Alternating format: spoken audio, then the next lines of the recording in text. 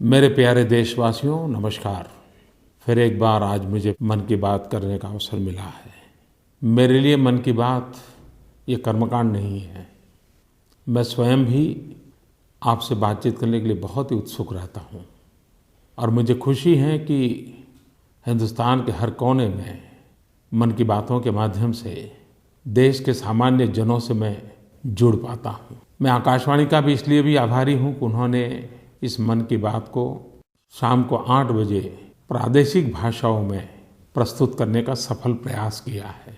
और मुझे इस बात की भी खुशी है कि जो लोग मुझे सुनते हैं वे बाद में पत्र के द्वारा, टेलीफोन के द्वारा, माईगोव वेबसाइट के द्वारा, नरेंद्र मोदी ऐप के द्वारा अपनी भावनाओं को मेरे तक पहुंचाते हैं। बहुत सी आपकी बातें मुझे सरकार के काम में मदद करती हैं। जनहित की दृष्टि से सरकार कितनी सक्रिय होनी चाहिए, जनहित के काम कितने प्राथमिक होने चाहिए, इन बातों के लिए आपके साथ का मेरा ये संवाद, ये नाता बहुत काम आता है। मैं आशा करता हूँ कि आप और अधिक सक्रिय होकर के लोक भागीदारी से लोकतंत्र कैसे चले, इसको जरूर बल देंगे। गर्मी बढ़ती ही चली जा रही है। आशा करते थे कुछ कमी आएगी, लेकिन अनुभव आया कि गर्मी बढ़ती ही जा रही है। बीच में ये भी खबर आ गई कि शायद मानसून 1 सप्ताह विलम्ब कर जाएगा, तो चिंता और बढ़ गई। करीब करीब देश का अधिकतम हिस्सा गर्मी की भीषण आग का अनुभव कर रहा है। पारा आसमान को छू रहा है। पशु हो, पक्षी हो, इंसान हो, हर कोई परेशान है। पर्यावरण के कारण ही तो समस्याएं बढ़ती चली जा रही हैं। जंगल कम होते गए, पेड़ कटते गए और एक प्रकार से मानव जात ने ही प्रकृति को विनाश करके स्वयं के विनाश का मार्ग प्रशस्त कर दिया। 5 जून विश्व पर्यावरण दिवस है। पूरे विश्व में पर्यावरण के लिए चर्चाएं होती हैं, चिंता होती हैं। इस बार यूनाइटेड नेशंस ने विश्व पर्यावरण दिवस पर zero tolerance for illegal wild life trade इसको विषय रखा है। इसकी तो चर्चा होगी ही होगी, लेकिन हमें तो पेड़ पौधों की भी चर्चा करनी है, पानी की भी चर्चा करनी है। हमारे जंगल कैसे बढ़ें, क्योंकि आपने देखा होगा पिछले दिनों उत्तराखंड, हिमाचल, जम्मू कश्मीर, इन हिमालय की गोद में जंगलों में जो आग लगी, आग का मूल कारण यही था कि सूखे पत्ते और कहीं थोड़ी सी भी लापरवाही बरती जाए तो बहुत बड़ी आग में फैल जाती है। और इसलिए जंगलों को बचाना, पानी को बचाना, ये हम सबका दायित्व बन जाता है। पिछले दिनों मुझे जिन राज्यों में अधिक सूखे की स्थिति है, ऐसे 11 राज्यों के मुख्यमंत्रियों के साथ विस्तार से बातचीत करने का अवसर मिला। उत्तर प्रदेश, राजस्थान, गुजरात, महाराष्ट्र, मध्य प्रदेश, छत्तीसगढ़, झारखंड, कर्नाटक, आंध्र प्रदेश, तेलंगाना, उड़ीसा। वैसे तो सरकार का जैसे परंपरा रही है, मैं सभी सूखा प्रभावित राज्यों की एक मीटिंग कर सकता था, लेकिन मैंने ऐसा नहीं किया। मैंने हर राज्य के साथ अलग मीटिंग की। एक राज्य के साथ करीब करीब 2-2, ढाई घंटे बिताए। राज्यों को क्या कहना है उनको बारीकी से सुना। आमतौर पर सरकार में भारत सरकार से कितने पैसे गए और कितनों का खर्च हुआ, इससे ज़्यादा बारीकी से बात नहीं होती है। हमारे भारत सरकार के भी अधिकारियों के लिए भी आश्चर्य था कि कई राज्यों ने बहुत ही उत्तम प्रयास किए हैं पानी के संबंध में, पर्यावरण के संबंध में, सूखे की स्थिति को निपटने के लिए, पशुओं के लिए, असरग्रस्त मानवों के लिए।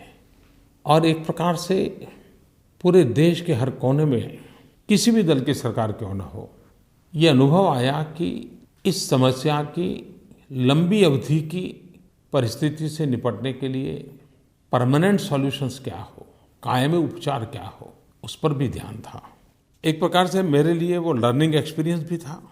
और मैंने तो मेरे नीति आयोग को कहा है कि जो बेस्ट प्रैक्टिसेस हैं उसको सभी राज्यों में कैसे ले आया जाए, उस पर भी कोई काम होना चाहिए। कुछ राज्यों ने खास करके आंध्र ने, गुजरात ने टेक्नोलॉजी का भरपूर उपयोग किया है। मैं चाहूँगा कि आगे नीति आयोग के द्वारा राज्यों के ये जो विशेष सफल प्रयास है उसको हम और राज्यों में भी पहुँचाएं।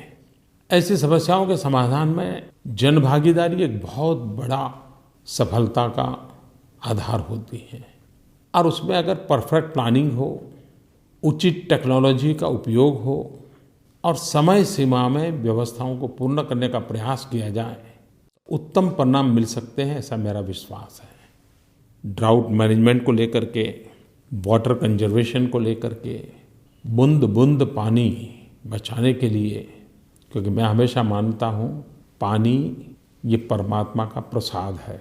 जैसे हम मंदिर में जाते हैं, कोई प्रसाद दें और थोड़ा सा भी प्रसाद गिर जाता है तो मन में क्षोभ होता है, उसको उठा लेते हैं और 5 बार परमात्मा की माफ़ी मांगते हैं। ये पानी भी परमात्मा का प्रसाद है। एक बूंद भी बर्बाद हो तो हमें पीड़ा होनी चाहिए और इसलिए जल संचय का भी उतना ही महत्व है, जल संरक्षण का भी उतना ही महत्व है, जल सिंचन का भी उतना ही महत्व है। और इसीलिए तो per drop more crop, micro irrigation, कम से कम पानी से होने वाली फसल। अब तो खुशी की बात है कि कई राज्यों में हमारे गन्ने के किसान भी माइक्रो इरिगेशन का उपयोग कर रहे हैं, कोई ड्रिप इरिगेशन का उपयोग कर रहा है, कोई स्प्रिंकलर का कर रहा है। मैं राज्यों के साथ बैठा तो कुछ राज्यों ने पैडी के लिए भी, राइस की जो खेती करते हैं, उन्होंने भी सफलतापूर्वक ड्रिप इरिगेशन का प्रयोग किया है और उसके कारण उनकी पैदावार भी ज़्यादा हुई, पानी भी बचा और मजदूरी भी कम हुई। इन राज्यों से मैंने जब सुना तो बहुत से राज्य ऐसे हैं कि जिन्होंने बहुत बड़े बड़े टारगेट लिए हैं। खास करके महाराष्ट्र, आंध्र और गुजरात, 3 राज्यों ने ड्रिप इरिगेशन में बहुत बड़ा काम किया है और उनकी तो कोशिश है कि हर वर्ष 2-2, 3-3 लाख हेक्टेयर माइक्रो इरिगेशन में जुड़ते जाएं। ये अभियान अगर सभी राज्यों में चल पड़ा तो खेती को भी बहुत लाभ होगा, पानी का भी संचय होगा।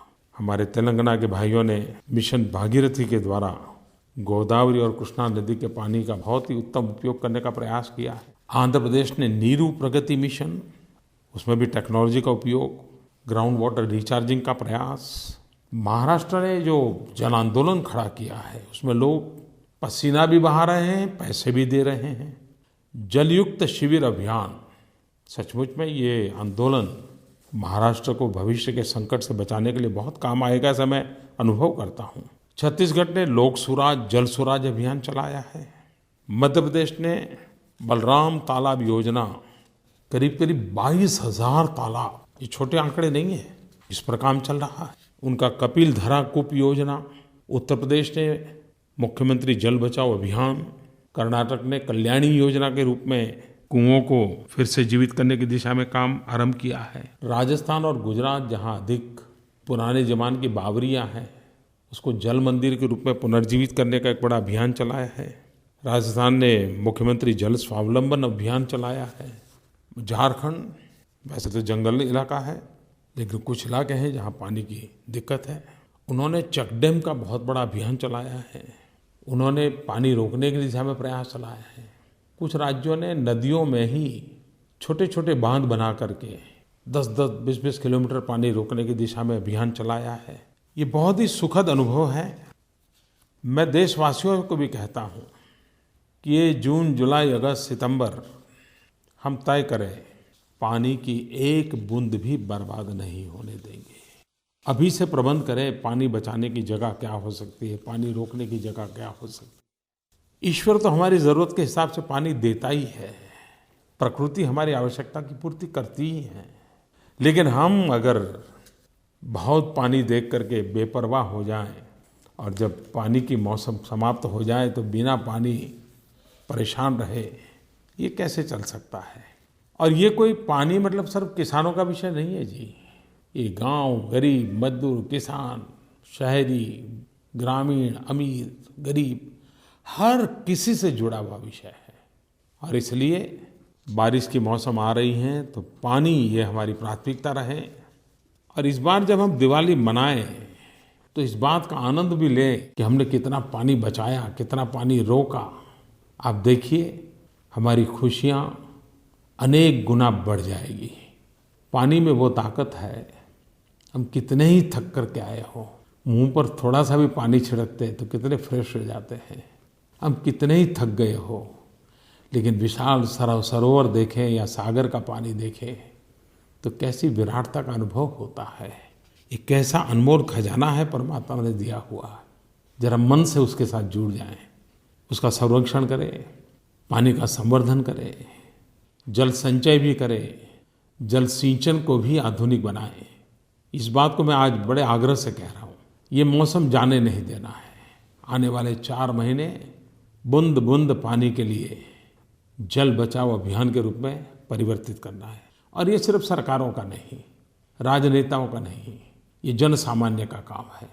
मीडिया ने पिछले दिनों पानी की मुसीबत का विस्तार से वृत्तांत दिया। मैं आशा करता हूँ कि मीडिया पानी बचाने की दिशा में लोगों का मार्गदर्शन करे, अभियान चलाएं और पानी के संकट से हमेशा की मुक्ति के लिए मीडिया भी भागीदार बने। मैं उनको भी निमंत्रित करता हूँ। मेरे प्यारे देशवासियों, हमें आधुनिक भारत बनाना है, हमें ट्रांसपेरेंट भारत बनाना है, हमें बहुत सी व्यवस्थाओं को भारत के एक कोने से दूसरे कोने तक समान रूप से पहुंचानी है। तो हमारी पुरानी आदतों को भी थोड़ा बदलना पड़ेगा। आज मैं एक ऐसे विषय पर स्पर्श करने चाहता हूं जिस पर अगर आप मेरी मदद करें तो हम उस दिशा में सफलतापूर्वक आगे बढ़ सकते हैं। हम सबको मालूम है, हमें स्कूल में पढ़ाया जाता था कि एक ज़माना था जब सिक्के भी नहीं थे, नोटें भी नहीं थी, बार्टर सिस्टम हुआ करती थी कि आपको अगर सब्जी चाहिए तो बदले में इतने गेहूं दे दो, आपको नमक चाहिए तो बदले में इतनी सब्जी दे दो। बार्टर सिस्टम से ही कारोबार चलता था। धीरे धीरे करके मुद्रा आने लगी, कॉइन आने लगे, सिक्के आने लगे, नोटें आने लगी। लेकिन अब वक्त बदल चुका है। पूरी दुनिया कैशलेस सोसाइटी की तरफ आगे बढ़ रही है। इलेक्ट्रॉनिक टेक्नोलॉजिकल व्यवस्था के द्वारा हम रुपये पा भी सकते हैं, रुपये दे भी सकते हैं, चीज़ खरीद भी सकते हैं, बिल चुकता भी कर सकते हैं। और इससे जेब में से कभी बटुए की चोरी होने का तो सवाल ही नहीं उठेगा। हिसाब रखने की भी चिंता नहीं रहेगी, ऑटोमेटिक हिसाब रहेगा। शुरुआत थोड़ी कठिन लगेगी, लेकिन एक बार आदत लगेगी तो ये व्यवस्था सरल हो जाएगी।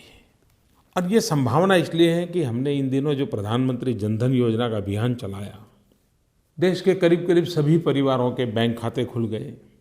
दूसरी तरफ आधार नंबर भी मिल गया और मोबाइल तो करीब करीब हिंदुस्तान के हर हिंदुस्तानी के हाथ में पहुंच गया है। तो जनधन, आधार और मोबाइल, जेम, JAM, इसका तालमेल करते हुए हम इस कैशलेस सोसाइटी की तरफ आगे बढ़ सकते हैं। आपने देखा होगा कि जनधन अकाउंट के साथ रुपे कार्ड दिया गया है। आने वाले दिनों में ये कार्ड क्रेडिट और डेबिट दोनों की दृष्टि से काम आने वाला है। और आजकल तो एक बहुत छोटा सा इंस्ट्रूमेंट भी आ गया है जिसको कहते हैं पॉइंट ऑफ सेल, POS। उसकी मदद से आप अपना आधार नंबर हो, रुपए कार्ड हो, आप किसी को भी पैसा चुकता करना है तो उससे दे सकते हैं। जेब में से रुपये निकालने की, गिनने की ज़रूरत ही नहीं है, साथ लेके घूमने की ज़रूरत नहीं है। भारत सरकार ने जो कुछ इनिशिएटिव लिए हैं उसमें एक POS के द्वारा पेमेंट कैसे हो, पैसे कैसे लिए जाएं। दूसरा काम हमने शुरू किया है bank on mobile, universal payment interface banking transaction, UPI तरीके को बदल कर रख देगा। आपके मोबाइल फ़ोन के द्वारा मनी ट्रांजैक्शन करना बहुत ही आसान हो जाएगा। और खुशी की बात है कि NPCI और बैंक इस प्लेटफॉर्म को मोबाइल ऐप के जरिए लॉन्च करने के लिए काम कर रहे हैं। और अगर ये हुआ तो शायद आपको रुपए कार्ड के भी साथ रखने की ज़रूरत नहीं पड़ेगी। देश में करीब करीब 1.25 लाख बैंकिंग कॉरेस्पॉन्डेंस के रूप में नौजवानों को भर्ती किया गया है। एक प्रकार से बैंक आपके द्वार पर उस दिशा में काम किया है। पोस्ट ऑफिस को भी बैंकिंग सेवाओं के लिए सज्ज कर दिया गया है। इन व्यवस्थाओं का अगर हम उपयोग करना सीख लेंगे और आदत डालेंगे तो फिर हमें ये करेंसी की ज़रूरत नहीं पड़ेगी, नोटों की ज़रूरत नहीं पड़ेगी, पैसों की ज़रूरत नहीं पड़ेगी। कारोबार अपने आप चलेगा और उसके कारण एक ट्रांसपेरेंसी आएगी। 2 नंबरी कारोबार बंद हो जाएंगे, काले धन का तो प्रभाव ही कम होता जाएगा। तो मैं देशवासियों से आग्रह करता हूँ कि हम शुरू तो करें। देखिए, एक बार शुरू करेंगे तो बहुत सरलता से हम आगे बढ़ेंगे। आज से 20 साल पहले किसने सोचा था कि इतने सारे मोबाइल अपने हर हाथ में आ गए। धीरे धीरे आदत हो गई, अब तो उसके बिना रह नहीं सकते। हो सकता है ये कैशलेस सोसाइटी भी वैसा ही रूप धारण कर ले, लेकिन कम समय में होगा तो ज़्यादा अच्छा होगा। मेरे प्यारे देशवासियों, जब भी ओलंपिक के खेल आते हैं और जब खेल शुरू हो जाते हैं तो फिर हम सर पटक के बैठते हैं, हम गोल्ड मेडल में कितने पीछे रह गए, सिल्वर मिला कि नहीं मिला, ब्रॉन्ज से चला है न चला है, ये रहता है। ये बात सही है कि खेलकूद में हमारे सामने चुनौतियाँ बहुत है, लेकिन देश में एक माहौल बनना चाहिए रियो ओलंपिक के लिए जाने वाले हमारे खिलाड़ियों को प्रोत्साहित करने का, उनका हौसला बुलंद करने का। हर किसी ने अपने अपने तरीके से कोई गीत लिखे, कोई कार्टून बनाए, कोई शुभकामनाएं संदेश दें, कोई किसी गेम को प्रोत्साहित करे, लेकिन पूरे देश ने हमारे इन खिलाड़ियों के प्रति एक बड़ा ही सकारात्मक माहौल बनाना चाहिए। परिणाम जो आएगा आएगा, खेल है, खेल है, जीत भी होती है, हार भी होती है, मेडल आते भी हैं, नहीं भी आते हैं, लेकिन हौसला बुलंद होना चाहिए। और ये जब मैं बात करता हूँ तब मैं हमारे खेल मंत्री श्रीमान सर्बानंद सोनोवाल को भी एक काम के लिए मुझे मन को छू गया तो मैं आपको कहना चाहता हूँ। हम सब लोग गत सप्ताह चुनाव के नतीजे क्या आएंगे, आसाम में क्या परिणाम आएंगे, उसी में लगे थे। और श्रीमान सर्बानंद जी तो स्वयं आसाम के चुनाव का नेतृत्व कर रहे थे, मुख्यमंत्री के उम्मीदवार थे, लेकिन वो भारत सरकार के मंत्री भी थे। और मुझे ये जब जानकारी मिली तो बड़ी खुशी हुई कि वो असम चुनाव के रिजल्ट के पहले किसी को बताए बिना पटियाला पहुंच गए, पंजाब।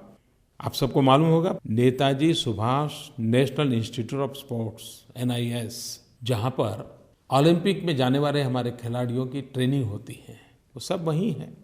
वे अचानक वहां पहुंच गए। खिलाड़ियों के लिए भी सरप्राइज था और खेल जगत के लिए भी सरप्राइज था कि कोई मंत्री इस प्रकार से इतनी चिंता करे।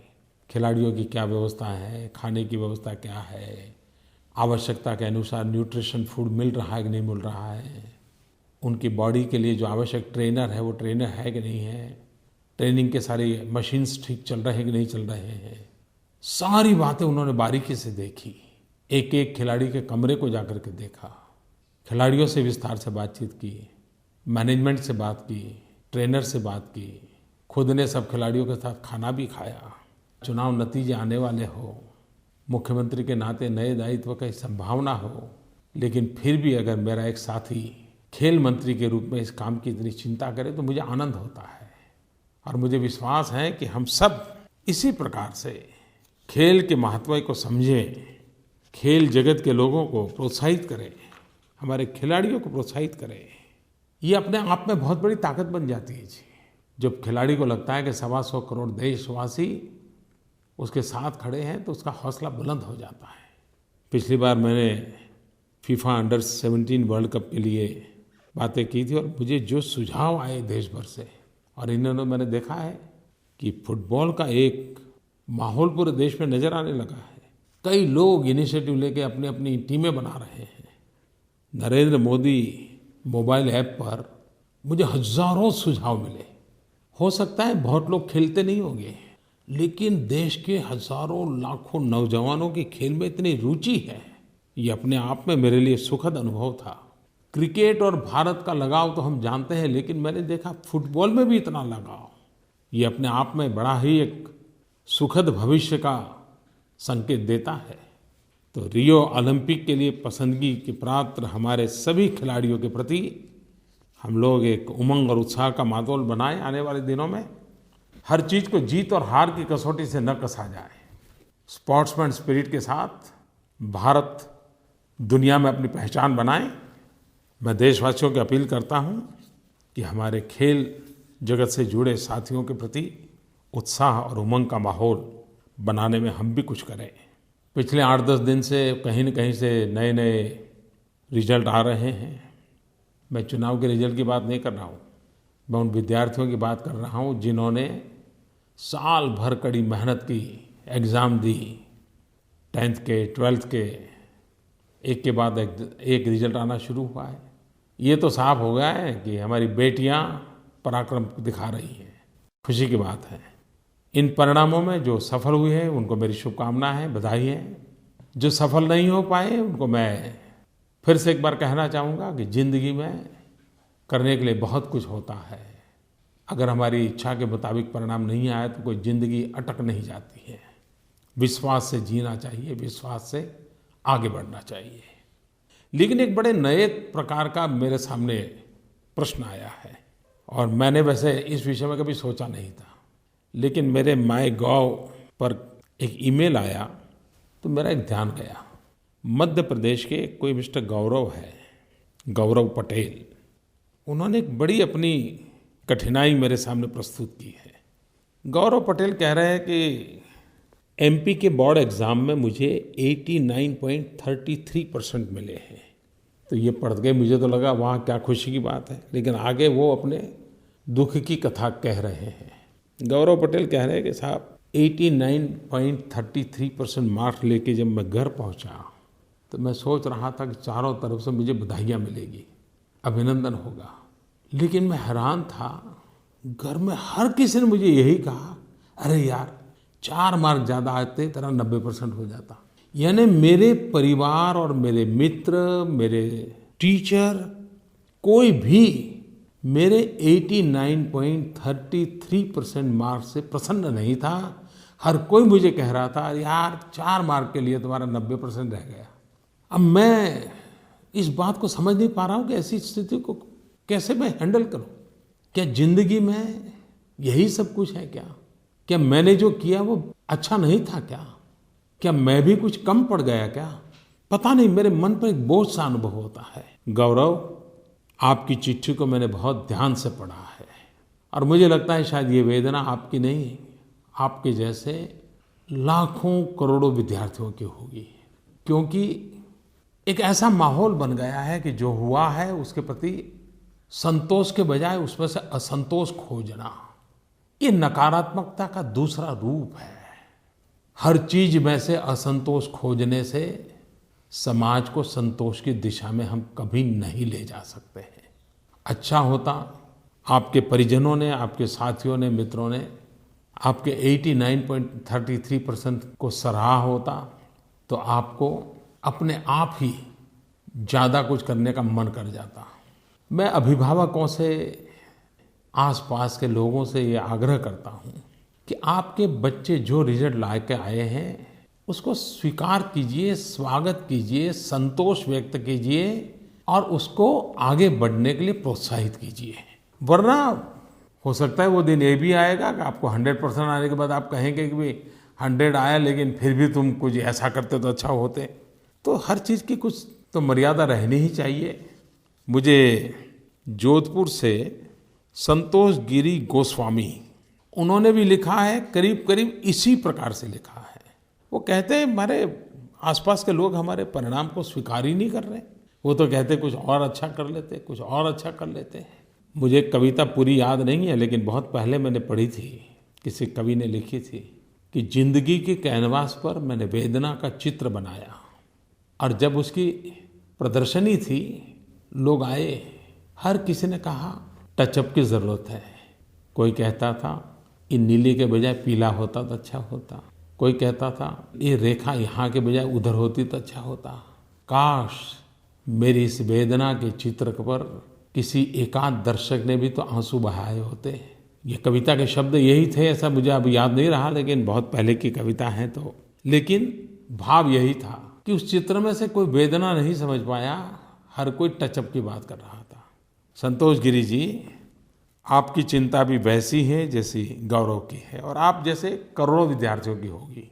लोगों की अपेक्षाओं को पूर्ण करने के लिए आप पर बोझ बनता है। मैं तो आपसे इतना ही कहूँगा कि ऐसी स्थिति में आप अपना संतुलन मत खोइए।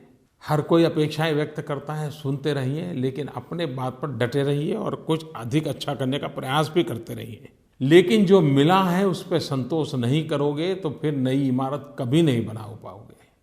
सफलता की मजबूत नींव ही बड़ी सफलता का आधार बनती है।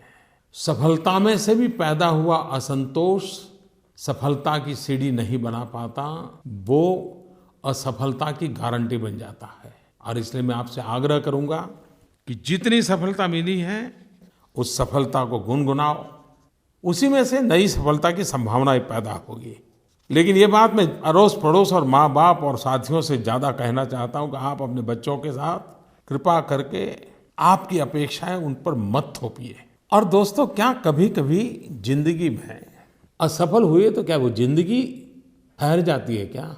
जो कभी एग्जाम में अक्षर मार्क नहीं ला सकता वो स्पोर्ट्स में बहुत आगे निकल जाता है, संगीत में आगे निकल जाता है, कला कारीगरी में आगे निकल जाता है, व्यापार में आगे निकल जाता है। ईश्वर ने हर किसी को कोई न कोई तो अद्भुत विधा दी ही होती है। बस आपके अपने भीतर की शक्ति को पहचानिए, उस पर बल दीजिए, आप आगे निकल जाएंगे।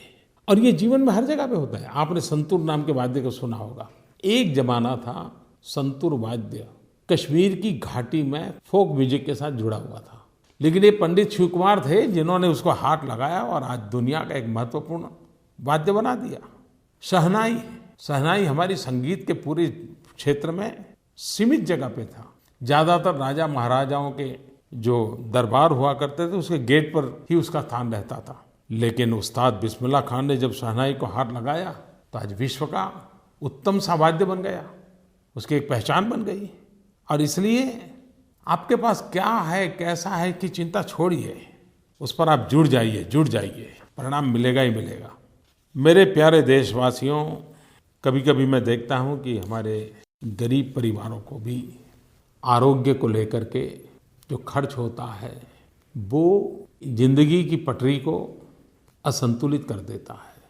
और ये सही है कि बीमार न होने का खर्चा बहुत कम होता है, लेकिन बीमार होने के बाद स्वस्थ होने का खर्चा बहुत ज़्यादा होता है। हम ऐसी जिंदगी क्यों न जिए ताकि बीमारी आए ही नहीं, परिवार पर आर्थिक बोझ हो ही नहीं।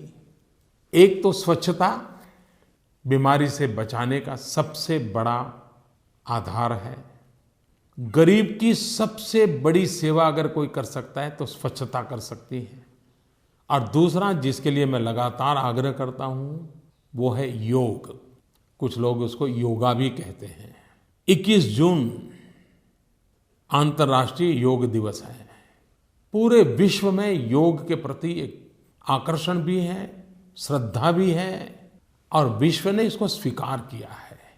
हमारे पूर्वजों ने हमें दी हुई एक अनमोल भेंट है जो हमने विश्व को दी है। तनाव से ग्रस्त विश्व को संतुलित जीवन जीने की ताकत योग देता है। Prevention is better than cure. योग से जुड़े हुए व्यक्ति के जीवन में स्वस्थ रहना, संतुलित रहना, मजबूत इच्छा शक्ति के धनी होना, अप्रतिम आत्मविश्वास से भरा जीवन होना, हर काम में एकाग्रता का होना, ये सहज उपलब्धियां होती हैं। 21 जून योग दिवस ये सिर्फ एक इवेंट नहीं है, इसका व्याप बढ़े, हर व्यक्ति के जीवन में उसका स्थान बने। हर व्यक्ति अपने दिनचर्या में 20 मिनट, 25 मिनट, 30 मिनट योग के लिए खपाएं। और इसके लिए 21 जून योग दिवस हमें प्रेरणा देता है। और कभी-कभी सामूहिक वातावरण व्यक्ति के जीवन में बदलाव लाने का कारण बनता है।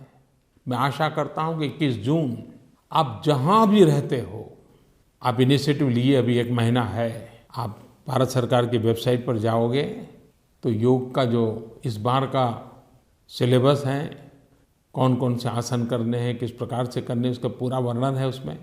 उसको देखिए, आपके गांव में करवाइए, आपके मोहल्ले में करवाइए, आपके शहर में करवाइए, आपके स्कूल में, इंस्टीट्यूशन में, इवन ऑफिसेज में भी। अभी से 1 महीना शुरू कर दीजिए, देखिए आप 21 जून को भागीदार बन जाएंगे। मैंने कई बार पढ़ा है कि कई ऑफिसेज में रेगुलरली सुबह मिलते ही योग और प्राणायाम सामूहिक होता है तो पूरे ऑफिस का एफिशिएंसी इतनी बढ़ जाती है, पूरे ऑफिस का कल्चर बदल जाता है, एनवायरनमेंट बदल जाता है।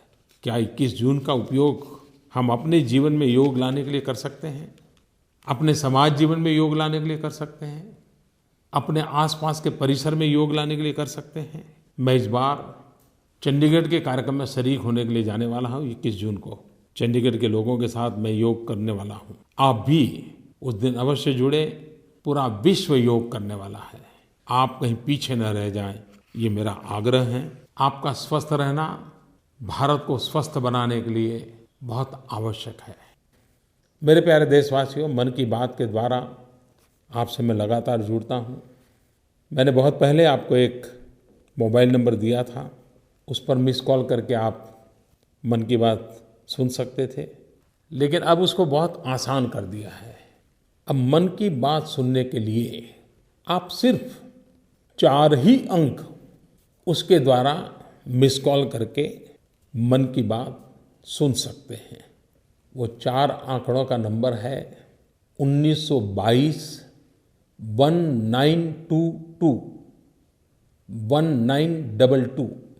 इस नंबर पे मिस कॉल करने से आपको जब चाहे, जहाँ चाहे, जिस भाषा में चाहे मन की बात सुन सकते हैं। प्यारे देशवासियों, आप सबको फिर से नमस्कार। मेरी पानी की बात मत भूलना, याद रहेगी ना? ठीक है, धन्यवाद, नमस्ते।